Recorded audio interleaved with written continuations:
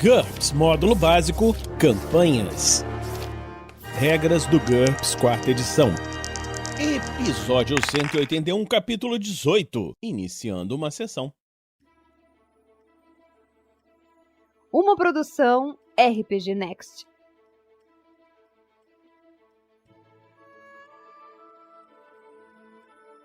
Fala galera, bem-vindos a mais um episódio do Regras do GURPS, 4ª edição. Hoje vamos continuar com o capítulo 18, o Mestre. Iniciando uma sessão, o mestre deve fazer algumas coisas antes de começar uma sessão, facilitando as coisas para ele e para os jogadores. Apresentar os personagens. Numa campanha contínua é possível pular esse passo, mas no início de uma campanha, cada jogador deve ter a oportunidade de se descrever. Se houver algum artista no grupo, ele pode ajudar a desenhar os personagens como eles são descritos. Verificar as perícias e outras características aprimoradas desde a última sessão. Em uma campanha contínua, os PCs recebem pontos de personagem que podem gastar para melhorar suas habilidades. Às vezes, os PCs podem até mesmo estudar e trabalhar em seus empregos entre as sessões. Dessa forma, alguns personagens podem ter habilidades ou perícias mais desenvolvidas do que na sessão anterior. Esse é o momento dos jogadores discutirem esse assunto com o mestre. Se todo o grupo tiver acesso à internet, talvez seja melhor discutir isso remotamente entre as sessões para não atrasar as coisas. Aqui ele está imaginando sessões presenciais. Preencher a planilha de controle do mestre. Enquanto os jogadores estão conhecendo uns aos outros, ou os personagens dos outros, o mestre deve verificar as planilhas de personagem, conferir se tudo está certo e copiar algumas informações necessárias para a sua planilha de controle do mestre. Nela está relacionados atributos, características secundárias, perícias, vantagens especiais, etc. para cada PC. Quando o mestre joga os dados secretamente para determinar se algum personagem percebe alguma coisa, compreende algo que todos podem ver, resiste a uma mágica ou para saber com qual personagem aquele anão mal-humorado não foi com a cara, essa planilha é útil. Faça um resumo para os jogadores. O mestre deve dizer a eles o que está acontecendo, dar a eles uma ideia do tema da aventura e, em uma campanha contínua, refrescar a memória deles quanto ao que aconteceu na última sessão. Há muitas maneiras de fazer isso. Ele pode simplesmente contar para eles, mas é muito mais divertido começar a sessão depois de armar o palco. Faça com que os jogadores imediatamente encontrem um mapa ou tomo ou alguém que conta para eles um boato interessante. Ou que eles fiquem amigos de alguém que está precisando de ajuda. Ou ainda, testemunhem uma injustiça que precisa ser corrigida. E que comece a sessão. Preparação antecipada. O mestre deve fazer muitas coisas antes da chegada dos jogadores. Preparar a aventura. Se estiver usando uma aventura preparada, tudo que o mestre precisa fazer é lê-la e talvez criar algumas planilhas de personagem. Mas se estiver criando sua própria aventura, o mestre precisa de algum trabalho antecipado. Um trabalho feito com amor, antes que ela fique pronta para os jogadores. Em qualquer situação, é importante estar completamente familiarizado com a aventura antes de apresentá-la aos jogadores. Resumir a aventura para os jogadores. Se os seus jogadores já estiverem familiarizados com o sistema, o mestre deve dizer a eles de antemão, antes de eles chegarem para iniciar a sessão, que tipos de personagens são permitidos e quanto dinheiro, equipamentos, etc. eles têm. E talvez uma sugestão sobre quais perícias serão úteis. Se todos já tiverem seus personagens prontos, é possível ir direto à ação assim que os jogadores chegarem. Preparar a área. O mestre precisa de alguns lápis, papel e dados, mapas e miniaturas se ele for usá-las, uma mesa onde colocar tudo isso, e um bom suprimento de salgadinhos, para ele e talvez para o grupo com quem ficaram as planilhas. A maior parte dos conselhos dados nesse capítulo assume que é o mestre quem fica com as planilhas, para ter acesso a ela durante o processo de planejamento.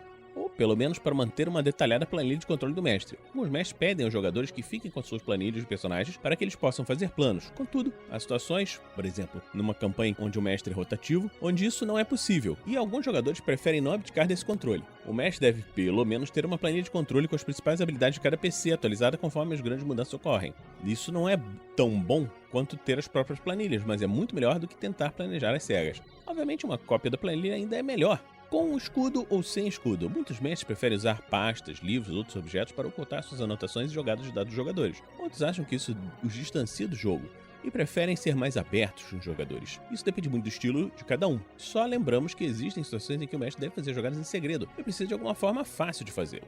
Mapas. O mestre pode preparar os mapas de antemão para ajudá-lo a planejar e para acompanhar o curso dos acontecimentos. Ele também pode dar mapas aos jogadores como pistas. Além disso, os próprios jogadores podem querer fazer anotações dos seus percursos, seja por selvas, cavernas ou pelo centro de Nova York, para terem certeza de que encontrarão o caminho de volta. Os mapas em GURPS usam hexágonos para calcular o movimento e o combate. Cada hexágono é adjacente a 6 outros hexágonos. Mapas de viagem. Desenhe esses mapas em qualquer escala conveniente. Exemplos incluem mapas de continentes, estradas e cidades. Eles são puramente informativos, eles não são tabuleiros de jogo. Em uma aventura moderna, os jogadores têm acesso a mapas de viagem. Em uma campanha num passado futuro distante, o mapa de viagem pode ser o segredo do mestre. Encontrar o mapa pode ser o objetivo de uma aventura.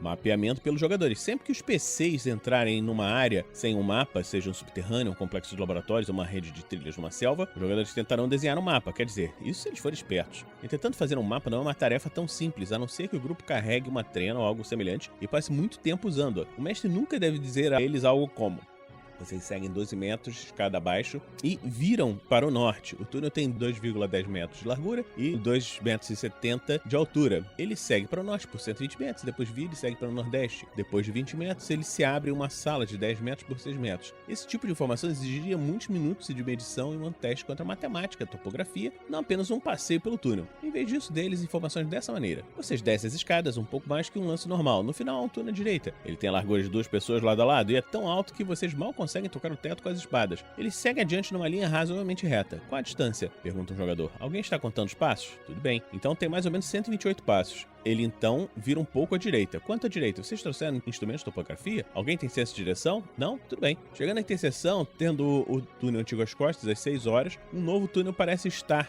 entre 1 e 2 horas, entendeu? Agora ele segue por mais uns 19 ou 20 passos e depois se abre numa sala grande. Uma porta se encontra no meio da parede mais comprida. A sala é aproximadamente retangular. De onde você está, ela parece ter uns 10 metros de comprimento por uns 6 ou 7 de largura. Muito diferente, não é? Mas também muito mais realístico. Os jogadores recebem somente as informações que os personagens de fato teriam. Por exemplo, acima o mestre arredondou todas as distâncias, assumindo que quem estava contando os passos tinha um passo padrão um pouco menor do que 1 metro. Se o mestre fizer isso, os jogadores poderão pensar em maneiras ingeniosas de medir o tempo e a distância. Dê a eles essa oportunidade. Observe que, se fazer um mapa é uma tarefa difícil em condições normais, ela é quase impossível se o grupo estiver com pressa. Suponha que o grupo estivesse sendo perseguido numa região descrita acima. Nesse caso, o mestre diria: vocês estão correndo? Certo. Parem de fazer o mapa. Vou dizer para onde vocês estão indo. Vocês correm descendo as escadas. Viram à direita, correm por vários segundos. O túnel quebra um pouco para a direita. Vocês correm um pouco mais e chegam a uma sala. E assim por diante. Quando o grupo parar de correr, eles podem sentar e tentar lembrar por onde passaram. Memória idética seria de muito valer nesse caso. Mapeando viagens por terra. Se os PCs estiverem viajando por uma região inexplorada, eles podem querer manter o mapa em grande escala. O mestre pode tratar isso de forma automática, se eles estiverem seguindo um curso de um rio, um desfiladeiro ou algo similar. Se o grupo estiver atravessando uma região erma, sem estradas ou traços característicos, ou tentando mapear um pequeno afluente de um grande rio, a tarefa de desenhar um mapa bom o bastante para que outros possam segui-lo requer um teste de cartografia. Essa tarefa tem como valor pré-definido IQ-5, geografia -2, matemática, topografia -2 ou navegação -4. Senso de direção concede um bônus de +3. O mapeamento pode ser uma aventura em si. Se o grupo for enviado para explorar e mapear um deserto, um planeta virgem, um subterrâneo misterioso, uma selva abafada, uma cidade fantasma ou qualquer outro local. Mapas da área. A escala padrão para esses mapas é de 25mm, igual a 6 metros, 6 hexágonos. Cada hexágono ainda tem 1 metro de largura, ele só é desenhado em uma escala menor. Use essa escala para mapear edifícios subterrâneos, arenas, etc. E use uma folha diferente para cada andar ao nível, indicando fossos e escadas. Designe que para cada aposento ou outro ponto de interesse uma letra ou um número para usar como uma legenda. Para cada aposento, a legenda deve conter seu tamanho, mesmo que seja óbvio no mapa da região. Uma descrição geral. Uma descrição das pessoas ou criaturas que se encontram no aposento, se houver. Ele pode ser simples como 2 lobos comuns, ou complexa como o aposento está vazio, exceto entre meia-noite e 9 da manhã, quando ali ficam 2 guardas. Há uma possibilidade de 50% de cada um deles estar dormindo. Eles são guardas comuns da lista de personagens, mas um deles também possui um anel de ouro que vale 200. Eles se rendem se forem atacados por mais de 2 para cada um deles, mas não cooperam mesmo que sejam ameaçados de morte. Se necessário, faça observações especiais sobre os aposentos e descrições de qualquer coisa que possa ser encontrada numa busca cuidadosa. Se necessário, faça um mapa de aposento a seguir, mostrando a localização exata da mobília dos personagens, etc. O mestre deve manter esse tipo de mapa longe da vista dos jogadores, embora eles possam tentar fazer seus próprios mapas. Ele também pode usar um marcador no mapa para mostrar onde está o grupo num determinado momento.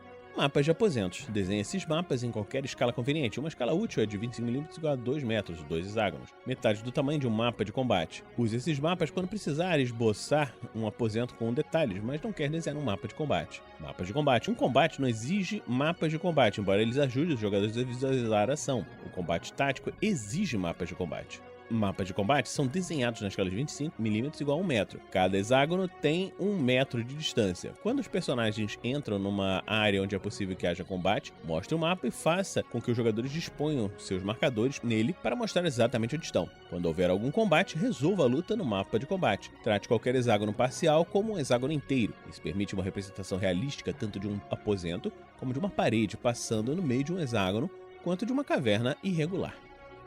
Então, estamos terminando hoje por aqui esse episódio do Regras do GURPS, 4ª edição. Esperamos que você esteja gostando dessa série. Se você está gostando dessa série, pode nos apadrinhar em picpay.me/rpgnext ou em www.padrim.com.br/rpgnext. Então, a gente está terminando hoje por aqui e a gente se encontra na próxima semana aqui no RPG Next.